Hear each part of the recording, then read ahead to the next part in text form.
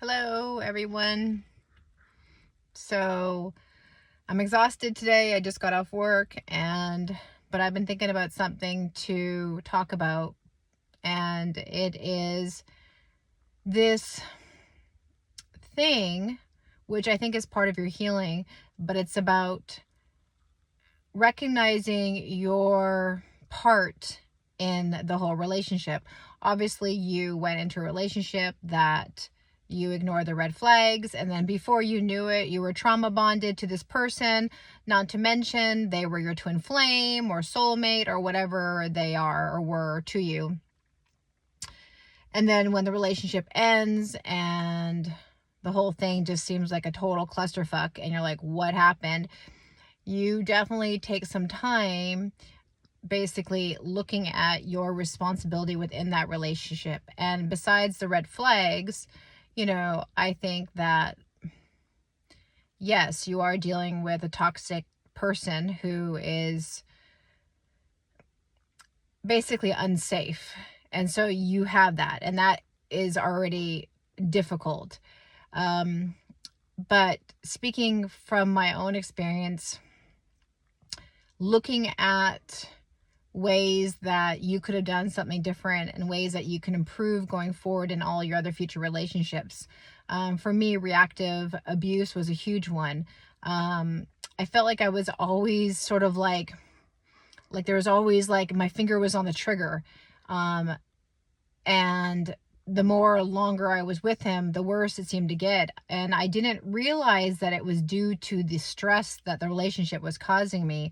I just assumed that I was taking on too much, which obviously I was. And so I started taking a bunch of like natural stuff, like, lavender and cortisol calm and all this stuff, this collection of like pills and vitamins and what things can I do to be more at peace or calm. But the problem was, the thing that I had to do that would make me more at peace or calm would be not to be in that relationship, because that relationship was extremely traumatic for my nervous system. It was like, it was feast or famine. It was wax or wane. It was never just peaceful, and it was solid, and you knew where you stood and you were safe. It's like when I felt safe and when I felt peaceful, it was a fleeting thing, and I knew it was fleeting. It wasn't going to be something I would know that I would experience for very long. And that's really hard, because if you're with someone and you're, sharing a life with them and you're committed to them, and you're committed to them because that's your integrity, and yet you don't feel the same from that person, even though their words are telling you that they're there and they're focused, it's really a huge mind fuck, and it's hard. And so I get that when you're in a relationship like that, it's easy to blame that toxic person, because they are to blame, because they're toxic, obviously. But I think what happens is when you're in that type of relationship, you become toxic yourself. And I know I definitely did. There was some lady, I think it's Tanya something, Evans, whatever. She said something, and I'm sure it's well known, that toxic people create toxic people. And I think there's truth to that. I definitely felt that my reactivity was unlike any reactivity I've ever had in my whole entire life. I was always just like, I would cry all the time, or I'd be upset so quickly, or so hurt so quickly, because those emotions were always at the surface, because they were always being triggered by this person. The constant gaslighting, the constant walking on the eggshells, the constant trying to keep them happy, the constant not ever feeling good enough. Just this constant drag on your emotional body, which then, of course, affects your physical body. So, but I guess what I'm trying to say is, in your healing, you will most likely go through quite a few stages of feeling remorse or guilt. on how you were acting in the relationship, and perhaps it was how you were acting that is not a common way that you would normally be acting in your life prior to being with this narcissist, or it would be something it would be far and few between. But when you're with this narcissist, it's like all the time.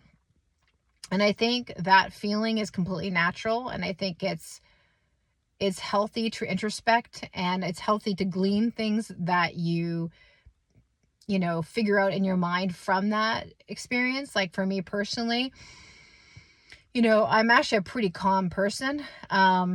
But I think it's about finding really, and your sovereignty within your emotional state, to not allow anyone to be able to alter your emotional state very quickly, to try to stay in a very stable datum where you're just like, you're at a very strong place of peace. And I know I'm not there yet. Obviously, I haven't really been triggered since being with this person to that degree. But I think there's something to be said about just finding that peace within yourself. You create your own self as a stronghold, so that when things get thrown at you, whether it's a toxic person or some situation, I don't know, a bill came in you never knew you were going to have to pay, or you have to put a new roof on your house and you didn't realize it was that bad. Or I'm just thinking anything, your best friend is going to be moving to another country and you're not going to see her or him. You are obviously allowed to feel things there, but as long as your reaction to those things, you don't allow it to change your state of being to such a high degree that you no longer have sort of a stronghold on those emotions of yours. And so I think that was one of the lessons I've learned within myself from going through that, is that I need to, or I would like to, find sort of a place of peace within myself and not be so moved or, altered by other people's emotional state or the things they say to me or other things in the world or whatever. Because it would be nice to be the calm in the storm, or at least try to be it as much as possible. Obviously, it's not maybe something I can do all the time, but if I can be it more often than not, I think that is probably going to be a good thing. And obviously, with that said, one of the biggest things that will help with that is not getting into a toxic relationship, because it's going to push that so far off to one side. It's going to be hard to maintain that hope. And so obviously don't get into another toxic relationship. I think really what it comes down to is when you're in a narcissistic or any type of toxic relationship, what you lose a little bit or a lot is your sovereignty more than anything. And I think that, that's what this whole page is about, is your sovereignty, your sovereign soul.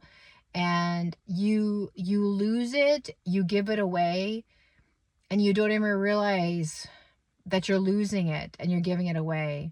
And we all have complete sovereignty within ourselves unless we do give it away.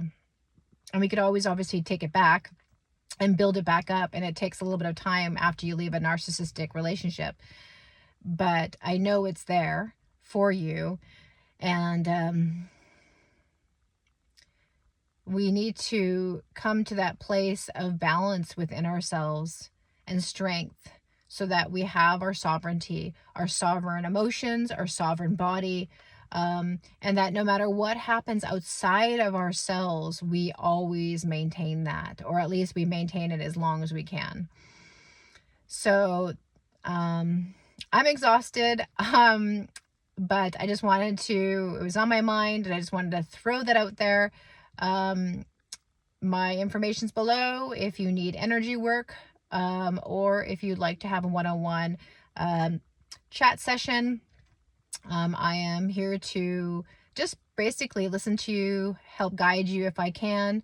And I know how important it is when you're going through the whole leaving a narcissistic relationship. It's a very isolating and lonely road, and few people, unless they've gone through it, understand it. So anyway, I am there for you. My information's below. I hope you have a beautiful evening, and I will talk to you soon. Bye.